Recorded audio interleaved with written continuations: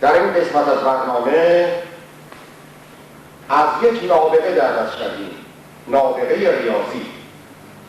42 سال شریفتون در حدود 168 هست. 42 سالتون در حدود 504 ماه شده. 15330 شبانه روز شده. 2190 هفته در اومده. وقتی هر شبانه روز که به 4 ساعت بگرده 42 سال شریفتون 367920 ساعت شده.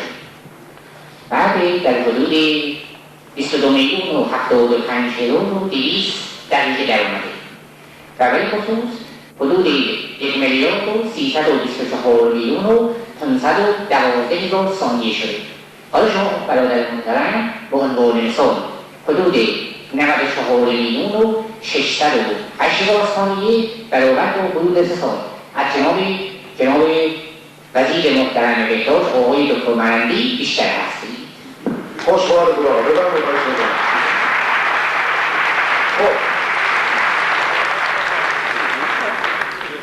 اگر برادران و خواهران گرامی محاسبه کردن بفرمایید خواهش می‌کنم ببینیم که الان کاغذ موضوع است. کسی اعداد پنجرقمی در دورهمی رو یا جذر رو انجام نداده؟ بفرمایید خواهش می‌کنم. جوابشو دارین آقای دکتر شما؟ جذر مکعبش چند است بگوییم؟ 1331. جذر 1331. جذر مکعبش چند است؟ اینجوری نداره. شما باید جذر صحیحی باشی مثل جذر سیومش. نه این نیست. جذر دوم شما جذر سیومش؟ جذر سه نه. جذر دوم میگیریم یا جذر سوم؟ جذر دوم. یا ریشه میشه من ریشه میگیرم 11. 11 میشه؟ 11 شما 11. مشتاق بدنیم برای آقای دکتر. بله، مشتاقم آقا. بله. لازم به تذکر خدمت مهمانان گرامی که استاد معظم دانشمند محترم جناب آقای دکتر محمد صدیق هستند از کشور افغانستان که به دعوت ریاست جمهور محترم تشریف آوردند و میهمان افتخاری این کنفرانس هستند و ایشون اینجا فعلا برنده شدن تا اینکه حالا میریم سراغ جذر دوم اعداد، یعنی ریشه دوم اعداد. پروفسور محترم جناب دکتر محمد صدیق ریشه سوم رو گفتن. خواهش میکنم به افتخار مهمان گرامیمون جناب آقای دکتر محمد صدیق یک کف بالا بزنید.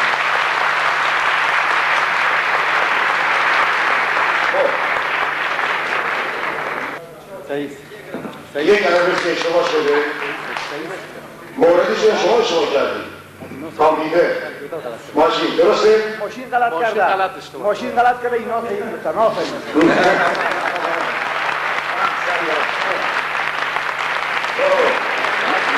آقای عربی شما چطور شد که این استعداد خداوندی بردید؟ برنامه مهمان عزیزی داریم همونطور که معرفی خدمتتون آقای دکتر محمد صدیق افغان رئیس و بنیانگذار مرکز تحقیقاتی ریاضی فلسفی جهان و عضو علمی یونسکو برای 15 دقیقه سخنرانی داشته باشند راجع به تحلیل روانی انسان از دیدگاه ریاضی فلسفی. بسیار خوشبختشون که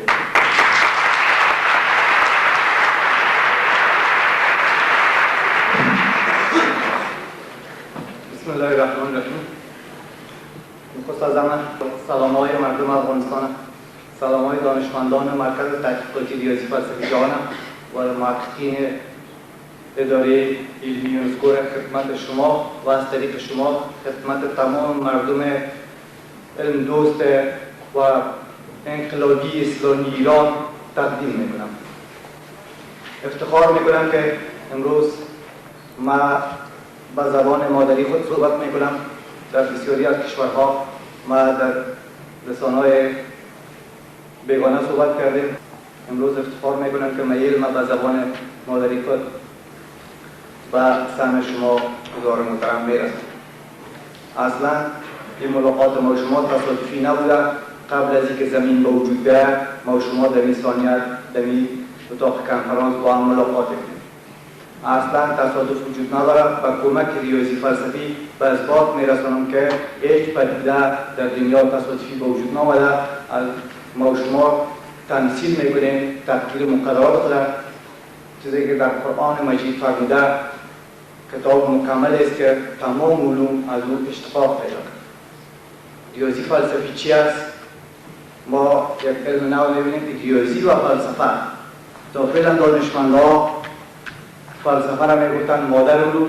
برای من سوال خلق میشد که در سالهای متمادی 20-25 سال قبل که وقتی متعلم مکتب بودم در دبیرستان تحصیل میکردم میگفتم اگر مادر علوم فلسفه باشد کلمه مادر به وجود میاد، پس پدر علوم چی است؟ پدر علوم چی خواهد بود؟ پدر یعنی چی؟ پدر یعنی در هر چیز نشان از وجود داشته باشد، خون از وجود داشته باشد. پس ریاضی را قلم دادم یا تو چیزی را پیدا کردن نمیتونیم که دوج ریاضی دخیل نباشد.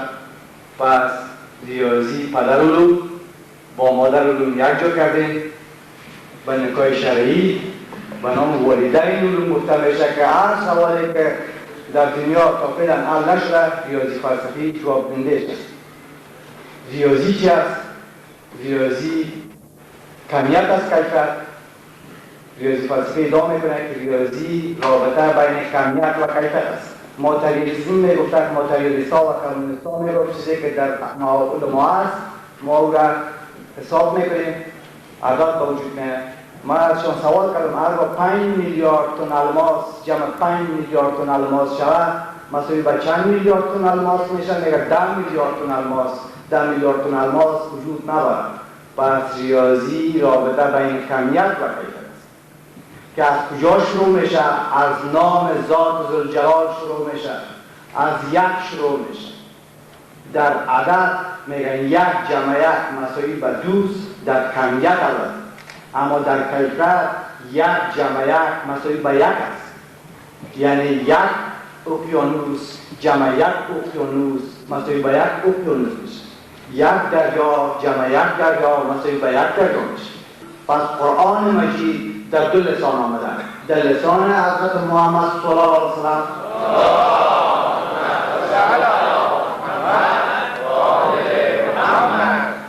و در لسان ریاضی. اگر وقت یک دقیقه مونده چرا احترام شود کنفرانس و هیئت رئیسه من یک دقیقه راجع به ایران کبیر صحبت میکنم و میخوایم که ایران کبیر خراسان قدیم و عالیانه کبیر در قرن 21 باشه و متحد هستم تحت کلمه لا اله الا الله محمد رسول الله صلی الله علیه وسلم. این پیروزی تحت رهبری خردمندانه فرزند صدیق اسلام حضرت امام خمینی افتخار میکنیم که در اعصاب امریکا که عبارت از تهران اعصاب امریکا بود انقلابی که جان در تکان انداخت. ما علاقه داشتم که بیایم به کشور که مربوط به سرزمین آریای کبیر هستم و اگر خواسته باشه در این هفته در جای کنفرانس علیده در قرن 21 و شما علمی ثابت بسازید. توسط فرمولات ختم میکنم. تشکر میکنم از توجهتان از برنامه.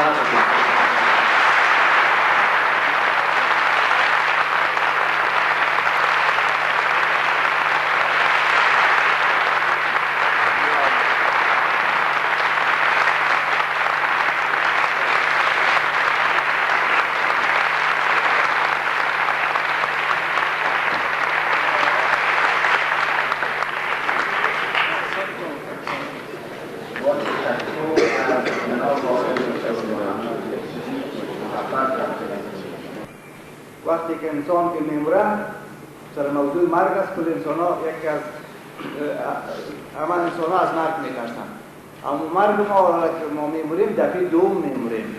نانی را که ما میخوریم دفعه دوم میخوریم. یک دفعه ما خورده بریم از ازاجا عجل آمد روز ازل تعیین شده کاری که یک انال قوی ساخته باشه بکنی بازکن بده شما میتونید که سر خود حاکم باشید. در یک از کنفرانس‌های ما در فرانسه یک از ژورنالیست لیبیایی پرسان کرد که صدیق افغان خودت اثرات چی را میخوری؟ یعنی چی اثرات من نمیتونم بفهمم که ایرانی چی میگن اثرات یعنی چی آرزو اثرات چی را میخوری؟ ما گفتم اثرات مردای خدا بیامرزه. گفت چرا؟ گفتم مردا از زنده که یک مردن پیش هستن ما مردن باقی هستیم. مکلفیت‌های مردا ختم شدن. اونا گناهشون ختم شده، ما روز روز گناه کرده میریم. اونا کفنشون مشخص است، ما کفن ما و قبر ما و سوالیت نفهمیدیم. من گفتم یک وقت متعلم شاگرد بسیار نالایق بدون در موضوعات اجتماعی، وقتی که معلم مارانه کسان در وقت لک کردن، ما در انفای در آخر لک بستاد می شدم.